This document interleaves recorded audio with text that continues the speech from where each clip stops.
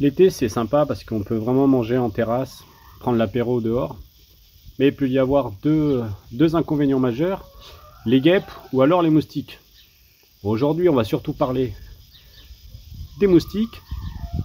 Je sais que l'été est déjà bien avancé, mais j'ai d'abord voulu tester une méthode sur plusieurs semaines pour voir vraiment si ça marchait avant de vous la proposer. Surtout que je suis vraiment embêté parce que j'ai deux moustiques, les moustiques classiques européens et les moustiques tigres, qui eux font vraiment des gros dégâts.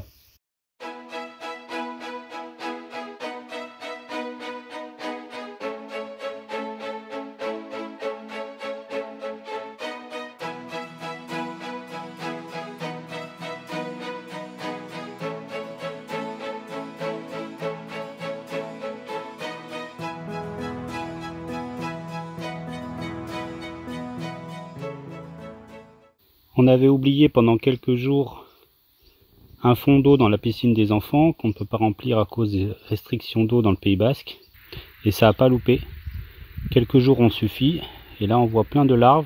Et encore la moitié ne bouge pas. C'est des larves de moustiques tigres. Donc en quelques jours, qu'il y ait beaucoup d'eau ou pas beaucoup d'eau, ça suffit largement pour des moustiques. Ils se plaisent d'autant plus dans la piscine que il n'y a pas de pompe puisque c'est une petite piscine et on ne traite pas au chlore ni au sel. La femelle du moustique tigre, elle pique aussi et beaucoup la journée, à la différence du moustique classique. Elle peut piquer plusieurs fois d'affilée, elle est plus rapide. Et en plus, elle arrive à piquer même à travers les vêtements. Le moustique tigre, il vient d'Asie du Sud-Est, comme la plupart des bestioles qui vont infester l'Europe depuis 30 ans. Est présent dans la plupart des pays sur les 5 continents. Il va mesurer 5 mm. Il possède des écailles blanches et surtout des rayures blanches sur ses grandes pattes noires. C'est pour ça qu'on l'appelle le moustique tigre. Quand on s'intéresse un petit peu à son cycle biologique, on s'aperçoit qu'effectivement très vite ça peut devenir un fléau. Pour la femelle, elle vit 30 jours environ, mais elles vont pondre dans les zones anthropiques, c'est-à-dire créées par l'homme. Donc les soucoupes de vases, les récipients abandonnés. Dès qu'il y a un petit fond d'eau quelque part laissé par l'homme, elles vont s'installer. Et la larve va pouvoir survivre plusieurs mois même s'il n'y a plus d'eau dans la soucoupe. C'est pour ça qu'au niveau mondial, ça se répand très vite.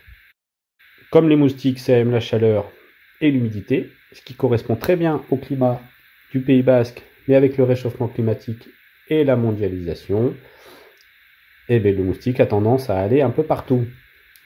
J'ai une cuve de récupération d'eau de 650 litres, 700 litres environ, raccordée à ma gouttière et qui me permet de remplir mes arrosoirs par la suite.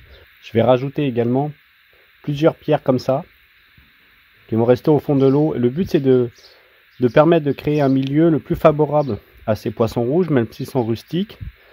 Ça n'empêche que j'essaye de recréer un environnement qui soit un peu plus naturel plutôt que dans un bocal classique de poisson rouge qu'on peut avoir dans la cuisine.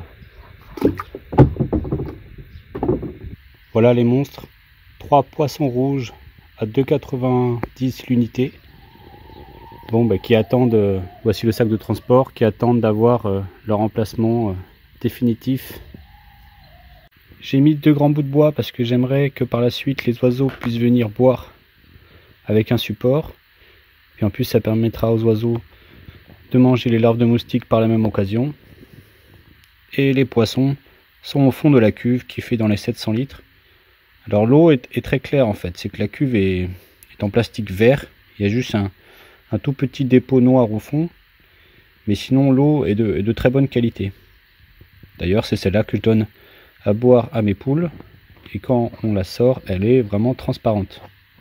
Pour la nourriture, je me suis pas embêté, j'ai pris ça dans le magasin pour parer au plus pressé. Et après, je ferai plus simple. Dans ma grande surface au Leclerc, il y a de la nourriture pour les poissons. À côté de la nourriture pour chat. Donc je prendrai ça, ça ira très bien. Hein. C'est juste des poissons rouges pour les moustiques. Hein. C'est pas des poissons... J'ai pas pris les plus jolis, j'ai pris les plus rustiques.